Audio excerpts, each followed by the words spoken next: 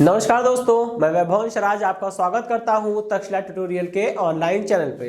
दोस्तों, हम लोग बात कर रहे थे क्लास 12th के फिजिक्स के चैप्टर नंबर 9 के बारे में, जिसका नाम है किरण प्रकाशिकी एवं प्रकाशिकी यंत्र। इसमें दोस्तों हम लोग 9.21 तक कंप्लीट कर चुके थे। आज हम लोग बात करेंगे लेक्चर 9.22 के बारे में। तो दोस्तों, आज के लेक्चर का जो पहला टॉपिक है वो है खगोलीय दूरदर्शी। और दोस्तों, ये इस चैप्टर का लास्ट टॉपिक भी है, क्योंकि इसके बाद ये चैप्टर समाप्त हो जाएगा। ठीक है, तो देखिए, अभी तक हमने सूक्ष्मदर्शी के बारे में पढ़ा था। ठीक है, और दो प्रकार की सूक्ष्मदर्शी हमारे कोर्स में थी, एक सरल सूक्ष्मदर्शी और एक जो है वो संयुक्त सूक्ष्मदर्शी, और दोनों को ही हम लोग पढ़ चुके हैं। ठीक है, अब हम लोग इस सेशन में क्या करेंगे, दूरदर्शी पढ़ेंगे। अब वैसे तो दोस्तों दूरदर्शी अगर हम बात करें तो दूरदर्शी दो प्रकार की हो सकती है। एक होती है अपवर्ती दूरदर्शी, एक होती है परावर्ती दूरदर्शी। ठीक है, अपवर्ती दूरदर्शी में 3 प्रकार की दूरदर्शी होती है और परावर्ती दूरदर्शी में 6 प्रकार की दूरदर्शी होती है। लेकिन आपको केवल एक ही दूरदर्शी पढ़नी है। कौन सी? वो भी अपवर्ती दूरदर्शी पढ़नी है, और उसमें एक दूरदर्शी होती है खगोलीय दूरदर्शी। ठीक है, सबसे पहले ये जानेंगे दूरदर्शी यानी कि टेलीस्कोप होता क्या है। ठीक है, आपने बोलचाल की भाषा में खूब सुना होगा कि टेलीस्कोप। ठीक है, टेलीस्कोप होता क्या है? टेली का मतलब होता है दूर, और स्कोप का मतलब वही जो माइक्रोस्कोप के लिए बताया था हमने, देखने वाला या दिखाने वाला। ठीक है, ऐसी वस्तु, ऐसा उपकरण। नमस्कार दोस्तों, मैं वैभव शराज आपका स्वागत करता हूं तक्षशिला ट्यूटोरियल के ऑनलाइन चैनल पे। दोस्तों, हम लोग बात कर रहे थे क्लास 12th के फिजिक्स के चैप्टर नंबर 9 के बारे में, जिसका नाम है किरण प्रकाशिकी एवं प्रकाशिकी यंत्र। दोस्तों, इसमें हम लोग लेक्चर 9.21 तक कंप्लीट कर चुके थे। आज हम लोग बात करेंगे लेक्चर 9.22 के बारे में। दोस्तों, ये हमारे इस चैप्टर का लास्ट सेशन है। ठीक है, क्योंकि इसके बाद ये चैप्टर समाप्त होने वाला है और ये टॉपिक भी लास्ट है। देखिए दोस्तों, आज के सेशन का जो हमारा पहला टॉपिक है वो है खगोलीय दूरदर्शी। दोस्तों, पिछले सेशन में हमने सूक्ष्मदर्शी के बारे में पढ़ा था, और हमारे कोर्स में 2 प्रकार की सूक्ष्मदर्शी थी, सरल सूक्ष्मदर्शी और संयुक्त सूक्ष्मदर्शी। ठीक है, यानी कि सिंपल माइक्रोस्कोप और कंपाउंड माइक्रोस्कोप, ये हम लोग पढ़ चुके हैं। आज हम लोग टेलीस्कोप के बारे में जानेंगे, यानी कि दूरदर्शी क्या होती है। ठीक है, वैसे तो दोस्तों अगर हम बात करें तो दूरदर्शी मुख्यतः 2 प्रकार की होती है, अपवर्ती दूरदर्शी और परावर्ती दूरदर्शी। अपवर्ती दूरदर्शी टोटल 3 टाइप की है और परावर्ती दूरदर्शी 6 टाइप की है। लेकिन दोस्तों हमारे कोर्स में, ठीक है, हमारे इंटर के यूपी बोर्ड के कोर्स में केवल एक दूरदर्शी है, वो भी परावर्ती दूरदर्शी का एक प्रकार है, जो कि है खगोलीय दूरदर्शी। यानी खगोलीय दूरदर्शी क्या है? एक प्रकार की अपवर्ती दूरदर्शी है। ठीक है, और इन सबसे भी पहले हमें यह जानना चाहिए कि ये दूरदर्शी है क्या, टेलीस्कोप होता क्या है। दोस्तों, सामान्य बोलचाल की भाषा में हमने खूब पढ़ा है और खूब सुना भी होगा कि टेलीस्कोप से हम काम करते हैं, या टेलीस्कोप से हमारे साइंटिस्ट, एस्ट्रोनॉमर वगैरह उसका यूज करते हैं। ठीक है, टेलीस्कोप है क्या?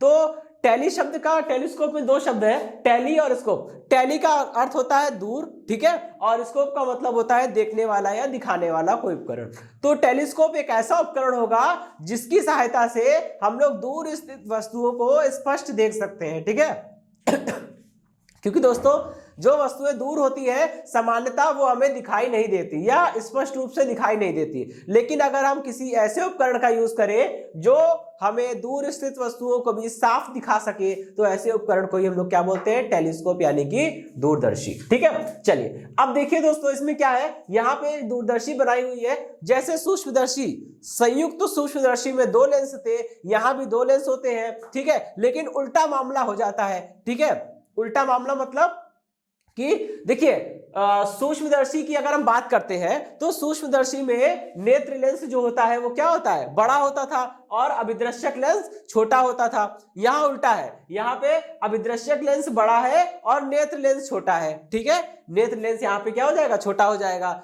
अभिदृश्यक लेंस को दोस्तों बड़ा इसलिए रखते हैं क्योंकि वस्तु बहुत दूर स्थित है, और जब वस्तु से आने वाला प्रकाश जितना अधिक मात्रा में प्रवेश करेगा, बनने वाला प्रतिबिंब उतना ही अधिक चमकीला और बढ़िया साफ बनेगा, इसलिए अभिदृश्यक लेंस को बड़ा रखा जाता है। ठीक है, अच्छा, बाकी जो अरेंजमेंट वहां था वही अरेंजमेंट यहाँ पे है। ठीक है, वस्तु का पहला प्रतिबिंब बनाएगा अभिदृश्यक लेंस। अभिदृश्यक लेंस वस्तु का जो प्रतिबिंब बनाएगा, उस प्रतिबिंब को हम क्या करेंगे? नेत्रिका लेंस को या नेत्र लेंस को आगे पीछे करेंगे, और इसमें क्या होता है, हमको ऐसी स्थिति में रखना है कि ये जो प्रतिबिंब है ए डैश बी डैश, अभिदृश्यक लेंस के द्वारा वस्तु का बनाया गया प्रतिबिंब ए डैश बी डैश जो है वो नेत्र लेंस के फोकस बिंदु पर आ जाए। ऐसा करने पर क्या होगा, जब ए डैश बी डैश नेत्र लेंस के फोकस बिंदु पर आ जाएगा तो नेत्र लेंस का अंतिम प्रतिबिंब कहां बनेगा दोस्तों, अनंत पर बनेगा। ठीक है, इतनी बात समझ में आ गई। चलिए अब यहां पे हमको यही चीज देखनी है, और दोनों लेंसों के बीच की दूरी को घटाने बढ़ाने के लिए साइड में एक स्क्रू टाइप का अरेंजमेंट होता है, इसे हम लोग रैक एंड पिनियन अरेंजमेंट यानी कि दंतुर दंत चक्र व्यवस्था बोलते हैं। इसकी सहायता से हम लोग दोनों लेंसों के बीच की दूरी को घटाया बढ़ा सकते हैं। ठीक है, अच्छा अब दोस्तों यहां पे एक चीज देखने वाली है कि वस्तु जो है वो बहुत दूर है। जब वस्तु बहुत दूर होती है तो हम ये मान सकते हैं कि वस्तु कहां पर है, अनंत पर है। जब वस्तु अनंत पर है तो अनंत से आने वाली प्रकाश किरणें हमेशा एक दूसरे के समांतर होती है, तो समांतर प्रकाश किरण का एक पुंज जो है वो अभिदृश्यक लेंस पे गिर रहा है। ठीक है, पहली वाली प्रकाश किरण जो है वो तो चलिए प्रकाशिक केंद्र पर गिरी और बिना विचलित हुई चली गई, क्योंकि हमने पढ़ रखा है कि अगर कोई प्रकाश किरण किसी लेंस के प्रकाशिक केंद्र पर गिरती है तो वो बिना विचलित हुए सीधा निकल जाती है। चलिए अब ऊपर और नीचे वाली प्रकाश किरणें क्या होगी, ये विचलित होंगी। ठीक है, और इनका अंतिम प्रतिबिंब बनेगा ए डैश बी डैश के रूप में। और दोस्तों यहाँ पे एक चीज देखने वाली बात और है कि जब अभिदृश्यक लेंस अनंत पर स्थित वस्तु का प्रतिबिंब बना रहा है तो प्रतिबिंब कहां बनेगा।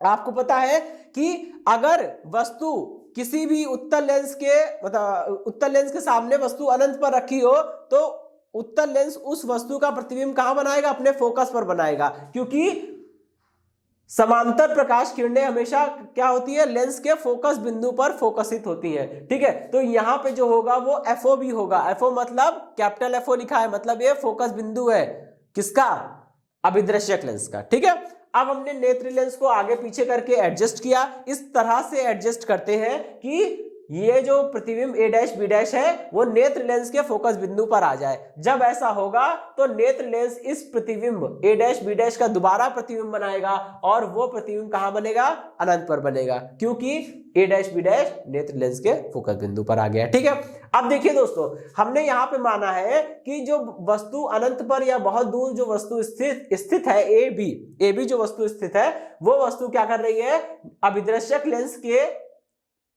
अभिदृश्यक लेंस के प्रकाशिक केंद्र पर कोण अल्फा अंतरित कर रही है। ठीक है, अच्छा चलिए भाई ये बात समझ में आ गई। अच्छा एक और चीज, जब ये कोण अल्फा है तो ये कोण भी तो अल्फा होगा। ठीक है ना, चलिए अब क्या है, ये जो प्रतिबिंब, अब अभिदृश्यक लेंस ने जो प्रतिबिंब बनाया है ए डैश बी डैश, ये प्रतिबिंब ए डैश बी डैश क्या कर रहा है, नेत्र लेंस पर कितना कोण बना रहा है, बीटा बना रहा है, बीटा। ठीक है, अभिदृश्यक लेंस के द्वारा बनाया गया प्रतिबिंब ए डैश बी डैश जो नेत्र लेंस के लिए वस्तु का कार्य कर रहा है वो नेत्र लेंस पे कितने कोण बना रहा है, बीटा का कोण बना रहा है। ठीक है, चलिए अब यहां पे हमको क्या करना है, अपना कैलकुलेशन स्टार्ट करना है। तो चलिए कैलकुलेशन स्टार्ट करते हैं। सबसे पहले लिखेंगे ट्राइंगल, कौन सा ट्राइंगल ले रहे हैं, ओ ए डैश बी डैश। इसमें लगाइए दोस्तों tan। ठीक है, जैसे आप इसमें अप्लाई करेंगे tan alpha approximately equal to alpha, ये कितना हो जाएगा, ये हो जाएगा लंब बटे आधार। लंब कितना है दोस्तों, ए डैश बी डैश, और आधार कितना है, आधार है ए डैश ओ। ठीक है, ए डैश ओ, या फिर ये ठीक नहीं रहेगा, ए O dash O a dash लिखते हैं। ठीक है, चलिए ओ ए डैश कहते हैं। ठीक है, अच्छा अभी यहां करना क्या है हमें, alpha is equal to a dash b dash को ऐसे ही रहने दीजिए।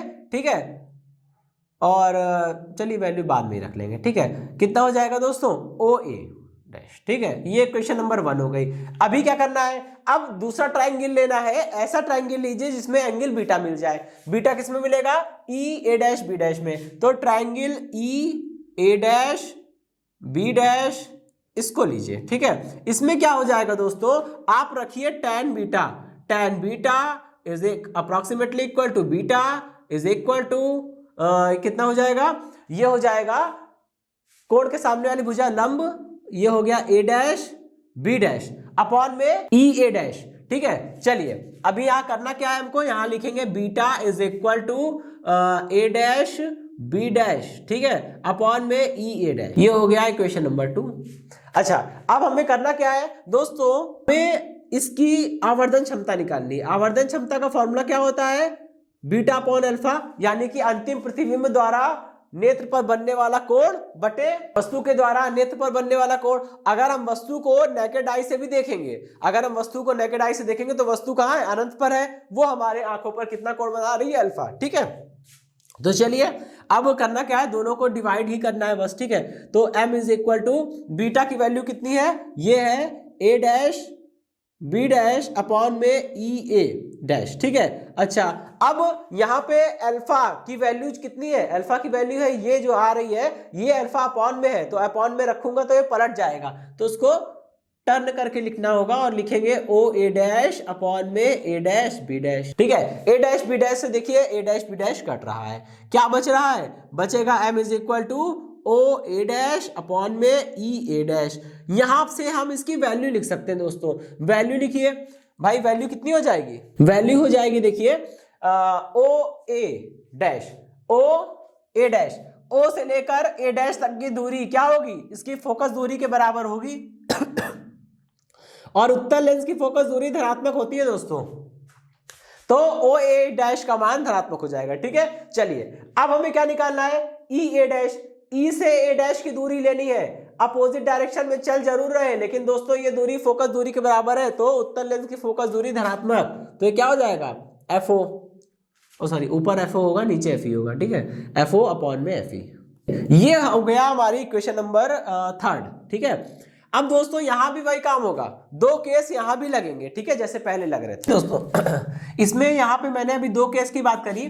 ठीक है, उसमें पहला केस होता है जब अंतिम प्रतिबिंब स्पष्ट दृष्टि की न्यूनतम दूरी पर बने, जब अंतिम प्रतिबिंब स्पष्ट दृष्टि की न्यूनतम दूरी पर बनेगा केवल वही वाला केस कंसीडर करेंगे। ठीक है, और दूसरा वाला केस जब प्रतिबिंब अनंत पर बन रहा हो, तो वो तो यहाँ पे देखिए ऑलरेडी बन रहा है ना, तो यहाँ पे जो हमारा केस नंबर 2 था जिसमें हम बात करते थे कि अगर हमारा प्रतिबिंब अनंत पर बने तो क्या होगा, तो हम यहाँ पे सेकंड केस डिस्कस करने वाले नहीं है क्योंकि सेकंड केस यहाँ पे ऑलरेडी हो रहा है। ठीक, चलिए केस 1 की बात करते हैं। यदि अंतिम प्रतिबिंब स्पष्ट दृष्टि की न्यूनतम दूरी पर बने तब क्या होगा दोस्तों, नेत्र लेंस से प्रतिबिंब की दूरी कितनी हो जाएगी, माइनस की डी के बराबर हो जाएगी। ठीक है, और यू ई जो है वो कितना हो जाएगा, माइनस का यू ई हो जाएगा, क्योंकि तब अगर प्रतिबिंब स्पष्ट दृष्टि की न्यूनतम दूरी पर बन रहा है मतलब अनंत पर नहीं बन रहा है, तो ए डैश बी डैश जो है वो नेत्र लेंस के फोकस बिंदु पर नहीं होना चाहिए, क्योंकि अगर ए डैश बी डैश या वस्तु